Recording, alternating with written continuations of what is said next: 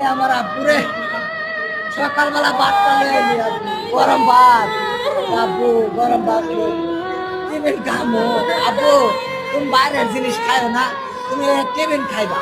Tiffin খাইলে ভালো না, ভাত খাইবা, গরম ভাত খাইবা। গরম ভাত খাওয়া হইলো না আব্বা তোমার।